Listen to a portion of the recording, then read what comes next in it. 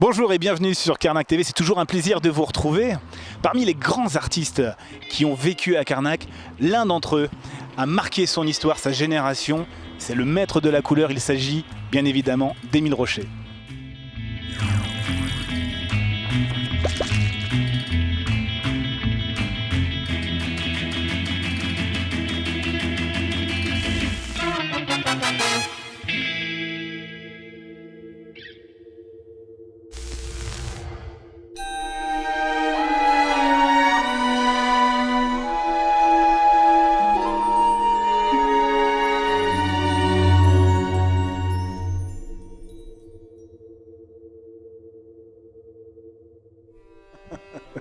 Bonjour Bruno.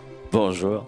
Merci de nous accueillir dans l'atelier de ton père, le célèbre maître de la couleur qui est Émile Rocher, à Carnac. Alors on a l'habitude tous de passer devant cette belle maison en pierre, on va dire entre les deux casinos. C'est vrai. De voir régulièrement de magnifiques œuvres au travers de la vitrine, mais on ne connaît pas forcément l'artiste en lui-même. Et aujourd'hui on est là pour le découvrir. Oui, avec plaisir, pour échanger ensemble, ouais, et mieux connaître son œuvre. Alors c'est vrai que la maison, alors, elle a une histoire, la maison dont tu parles. Parce que la maison, en fait, elle est partie d'une feuille blanche. Comme tout artiste, il aimait créer, et il aimait aussi créer des maisons. Donc il a dessiné son atelier en se disant, voilà où j'aimerais, comme écrin, mettre mes œuvres. Et donc de la feuille blanche, ensuite, il a conçu l'architecture, puis après, il a trouvé les artisans qui allaient bien. Et une fois que la coque était faite, il a pu y mettre ses œuvres. Voilà l'histoire de la maison de Carnac. Et son atelier également ? Et son atelier, puisque c'était un atelier maison, là où il peignait, là où il recevait ses collectionneurs, et là où il vivait. Et où j'ai vécu, moi aussi d'ailleurs. Et toi aussi. Tout au long de sa vie, ton père a beaucoup voyagé. Oui. Mais pourquoi Carnac ? Alors, en effet, il a beaucoup voyagé parce que c'était un homme des couleurs et de la couleur. Il adorait aller chercher les bleus intenses de la Méditerranée, de Venise, de Grèce.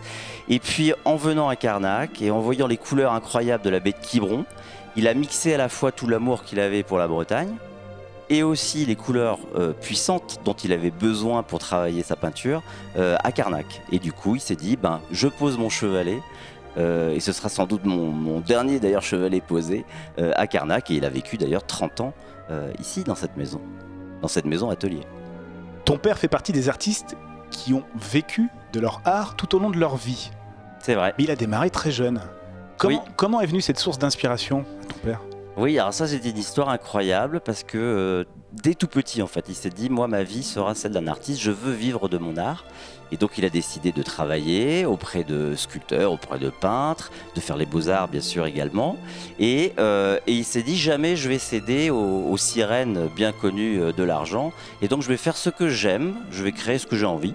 Et puis on verra si il y aura des amateurs qui vont me suivre et m'aimer. Et donc il a décidé toute sa vie de peindre, et j'ai eu la chance d'avoir un papa qui était tout le temps présent finalement, puisque enfant je pouvais aller le voir dans la sérénité de son atelier peindre, et il était tout le temps présent avec bien sûr ses amateurs et ses collectionneurs qui venaient. Et il a passé donc une vie entière à vivre uniquement de son art, ce qui est très très rare dans l'histoire de la peinture, parce que souvent malheureusement les peintres ont besoin d'avoir une activité à côté ou de faire un peu plus commercial, on va dire, pour pouvoir survivre. Et lui, il a eu la chance d'avoir des collectionneurs et des amis, finalement, qui ont soutenu en achetant ses œuvres toute sa vie. Est-ce que tu peux nous raconter ces différentes périodes ?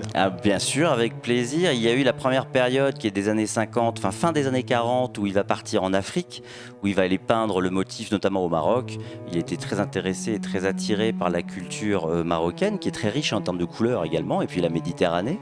Son premier voyage d'ailleurs sur le bateau pour traverser, on est dans les années 40, donc on est encore moins voyageur qu'aujourd'hui. Il est déjà émerveillé par toutes les couleurs qu'il voit.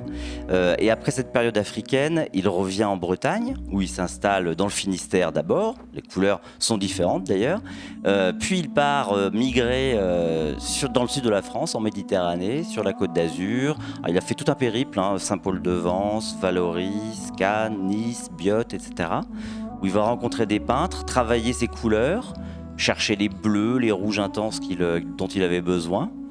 Et puis ensuite, il va revenir en Bretagne, où il va s'installer pas mal d'années du côté du Finistère, où il va à la fois peindre, sculpter, faire des émaux. On a d'ailleurs des très belles pièces prêtées ici par des collectionneurs pour justement voir toute cette période qui a structuré sa vie.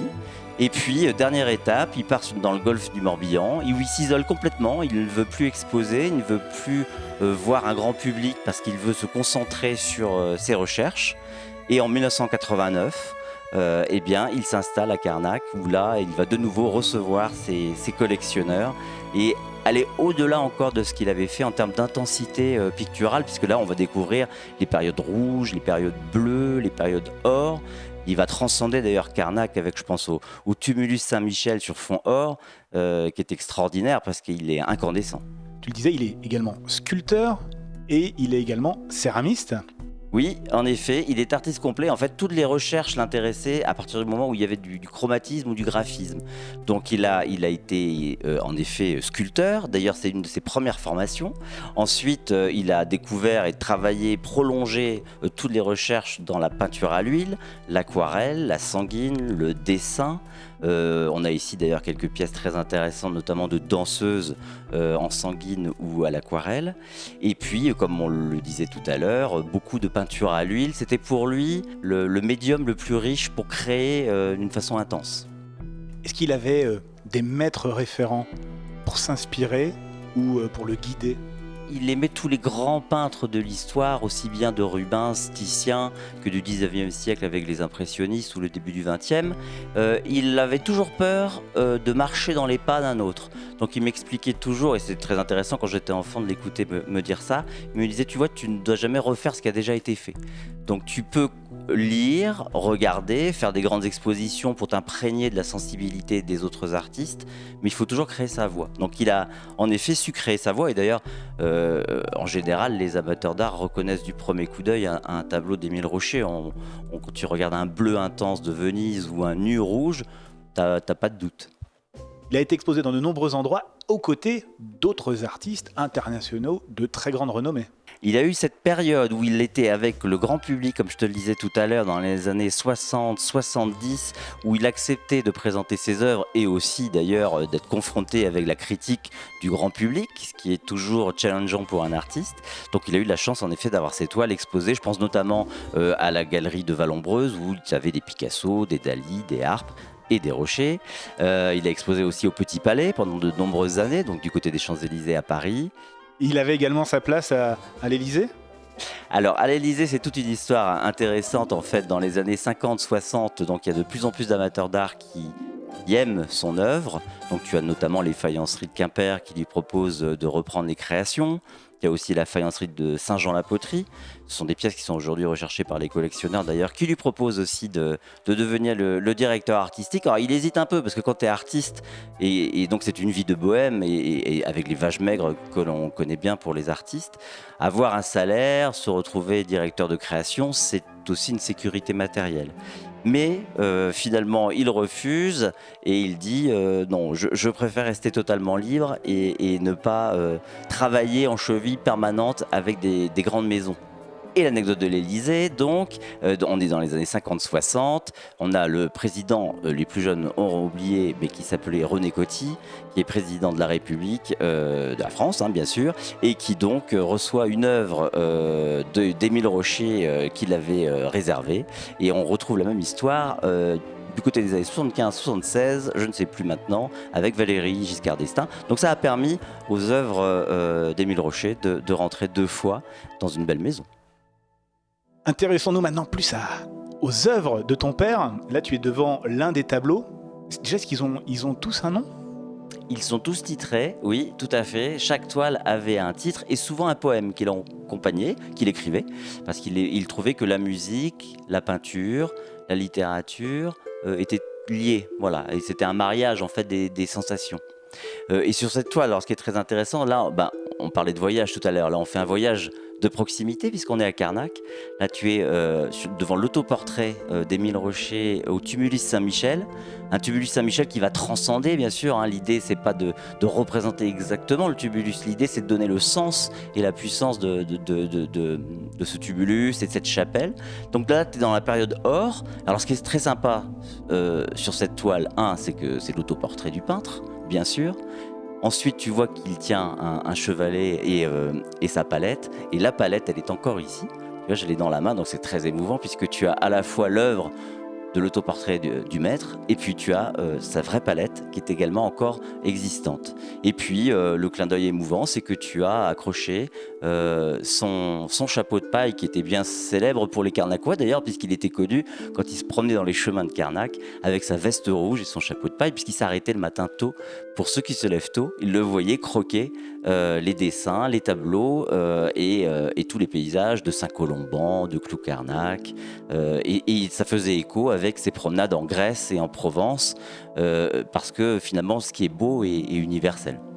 Et c'est également sa veste que tu vois sur la toile, comme tu la vois en réel, comme la palette. Donc c'est une œuvre puissante qui en plus a les objets de l'atelier encore présents. On est en Méditerranée, plus précisément à Venise. Absolument, l'Adriatique. C'est la nuit ? Et c'est Magie de la nuit à Venise, tout à fait. Donc toute une période bleue, une des plus célèbres de son œuvre, parce que la période bleue est très intense, c'est un bleu riche. Et là, en effet, tu retrouves la lagune, extraordinaire, avec un clair de lune. Et puis toute l'architecture en fait vénitienne que tu retrouves. C'est là où tu vois qu'il avait une maîtrise à la fois chromatique, mais aussi du graphisme, puisqu'avec un seul trait, tu retrouves forcément toute l'idée. Surtout pas la photographie, mais toute l'idée de l'architecture vénitienne. Alors il y avait beaucoup de travail en amont, il travaillait énormément sur des carnets de dessin, au calme, tranquillement, il réfléchissait, un petit peu comme un pianiste va faire ses gammes de musique, tu vois. Un peintre, enfin lui en tout cas, faisait ses gammes de dessin et de chromatisme. Et ensuite avec des bleus très purs qu'il importait en fait par quelques spécialistes qui ont vraiment des tubes de couleurs de très haut niveau, eh bien il travaillait sur des bleus intenses qu'il laissait quelques jours mûrir, réfléchir, sécher bien évidemment, puis il reprenait sa toile et ça pouvait durer des semaines, des mois, bien évidemment, une œuvre d'art se fait sur du long terme. Alors la question de en combien de temps on peint une toile, je crois que la meilleure réponse c'est celle de Picasso. On disait tout à l'heure qu'il a exposé avec lui. Picasso répondait j'ai mis une vie à peindre vite. Quand il se lançait dans une période, personne ne savait quand il allait s'arrêter. La période or, tu voyais les toiles arriver, être créées, sortir de son atelier, les amateurs venir les voir, on ne savait pas s'il y en aurait 5, 10, 15, et puis à un moment, il se disait ça y est, j'ai fait mon œuvre sur la période or, je peux arrêter, et maintenant je vais travailler une nouvelle période, et je vais aller par exemple sur le magnifique rouge, et je pense au Venise rouge qui est actuellement exposé à Carnac. On reste dans l'Adriatique, on reste à Venise, et là on est devant le poète en fait qui est en train de rêver à l'amour et à la beauté, et c'est pour ça que tu le vois avec cette main posée. Et la petite anecdote, c'est qu'il disait que c'était lui jeune homme, le jeune artiste, il s'est peint en train de rêver avant de voir, comme on l'a vu tout à l'heure, ses autoportraits d'hommes mûrs, plutôt là. À côté, nous avons un tableau beaucoup plus coloré et qui représente le clos romain, ce que je lis, c'est la Provence. C'est la Provence, c'était un immense amoureux de la Provence, il adorait y aller. Le clos romain situé dans le Var était d'ailleurs un de ses lieux de résidence où il travaillait et il adorait s'y installer pour peindre aussi bien le jardin, je pense aux orangers, aux citronniers, et à tous les arbres aux couleurs extraordinaires. Et ça lui permettait de se nourrir aussi de nouvelles intenses couleurs et lumières avant de revenir à Carnac pour reprojeter sur les toiles toutes les nouvelles recherches et nouvelles sensations qu'il avait absorbées en allant au clos romain. Alors sur cette œuvre, c'est une toile très intéressante qui représente Carnac d'ailleurs, où on retrouve le tumulus Saint-Michel et les jeunes filles. Alors on peut passer devant une toile et se dire juste c'est joli, j'aime bien ou j'aime pas. Ce qui est intéressant quand on connaît la recherche d'un peintre, c'est de se poser et de se dire qu'est-ce qu'il y a en fait dans la toile. Là tu vas retrouver par exemple l'universalité avec le calvaire qui traverse les siècles. Et l'intemporalité aussi, bien évidemment, de ces artistes qui étaient anonymes à l'époque, bretons d'ailleurs, de Carnac, qui sculptaient, mais qui ne signaient pas leurs œuvres. Et puis tu retrouves le côté plus fugace et temporelle de la beauté, avec la jeune fille que tu vois dans un costume traditionnel et la petite fille à côté qui tient un bouquet de fleurs. On est dans le moment rapide de la jeunesse et de la beauté qui ne fait que passer face à l'intemporalité d'une chapelle. Et tu as tout un mouvement de la vie dans tout ça, et c'est pour ça que tu as dû voir d'ailleurs que le ciel a été travaillé avec un fond bleu d'abord pour donner toute une profondeur, et après retravaillé dans la période or, qui permet d'avoir un mouvement très intéressant dans la toile. C'est extrêmement compliqué parce qu'il faut se dire ça y est, je peux pas faire mieux. Et pire, ce qui peut arriver, je l'ai déjà entendu jurer dans toute la maison, c'est la touche de trop qui fait que tu vas aller trop loin. Donc il faut savoir s'arrêter. Ces deux toiles-là du Finistère sont très intéressantes parce qu'il les a peints il y a longtemps, les a laissés finalement mûrir tranquillement dans son esprit et dans son atelier, les deux. Et puis cette toile du milieu que tu vois avec cette jeune fille à la lecture devant un port dans le Finistère est une toile qu'il a retravaillée complètement plusieurs dizaines d'années après, jusqu'à ce qu'il lui trouve le chromatisme que tu vois, par exemple le rose là, qui est très puissant, et un vert de la mer derrière, et cet accord de couleurs. Là un jour je l'ai vu, il a posé son chevalet, il a posé le pinceau, il a dit ça y est, c'est bon, j'ai trouvé la toile, elle est comme je l'ai rêvé et comme je le voulais. Dans cette grande collection, il y a également des nus. Ce que je vois sur les nus, hormis la beauté des femmes, c'est également du rouge, de l'or, du bleu. En fait, ça représente quelle période ? Oui, c'est une bonne question, exact. Et d'ailleurs, c'est sans doute la période la plus recherchée par les collectionneurs et les amateurs, parce que c'est une de ces dernières périodes avant d'ailleurs son départ définitif. On y retrouve toute la puissance de la période or, comme tu l'as souligné très bien, mais aussi de la période rouge. Et tu retrouves les nuances de bleu également. Et du coup, c'est un chromatisme qui est exceptionnel parce qu'il a réussi à mixer avec un hommage sur la beauté forcément féminine. Ça ne nous échappe pas, avec des grands nus très allongés. Mais c'est aussi toute une synthèse sur l'ensemble de ces périodes. Là, c'est la dernière période d'Émile Rocher. C'est en effet la dernière ou quasi la dernière période d'Émile Rocher, puisque là on est fin des années 2013-2014. Il va partir en Toscane pour créer sa nouvelle collection sur l'Italie. Et puis en juillet 2014, revenant du voyage en Toscane, sans avoir encore fermé ses tubes de peinture et posé son chevalet, il s'éteindra définitivement, laissant une collection exceptionnelle, comme on l'a vu, avec de multiples périodes et beaucoup de voyages qu'il a su après transposer en huile. Si on résume l'œuvre de ton père, quelques mots, qu'est-ce qu'on peut dire ? C'est très dur de résumer presque 70 ans de peinture en quelques mots, mais je trouve que le nom que lui donne l'ensemble des collectionneurs en l'appelant le maître de la couleur, c'est sans doute en 3 mots ce qui résume le plus l'artiste.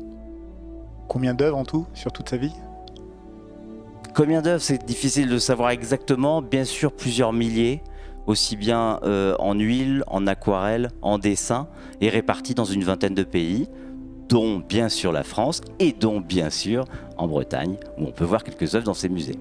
Il y a un fonds de dotation qui a été créé en 2014, quelques mois avant sa disparition, pour préserver son œuvre. L'objet, c'est de réunir les amis du peintre et de, bien sûr, s'assurer de la préservation de son œuvre, de sa protection, et d'aider aussi les collectionneurs et les amateurs dans les expertises ou les authentifications. Merci Bruno de nous avoir accueillis dans l'atelier de ton père, un atelier qui n'est pas forcément ouvert au grand public, et de nous avoir fait partager son œuvre.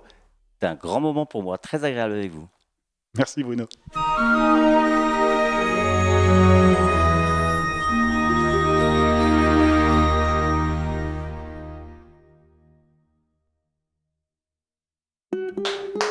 Merci, j'adore. Depuis tout à l'heure, je voulais. J'adore, ouais. Allez, et un moustique en moins. Chaque fois. Ah non mais vire. Oui, ça filme. Bonjour. Je vous présente Will. Ok. Et puis, voilà. Il avait sa place. La fois que tu coupes. Et c'est la vraie palette. Ah oui, telle que. oui. Voilà. Non, mais Oui. ça aurait pu être aussi. Illustration. Non, c'est la vraie physique. palette. C'est un cadeau souvenir, il y en a. Oui, ça vient de Corée. Jean. C'est la question. Oh là là. Ah, c'est pas encore enregistré Mais non.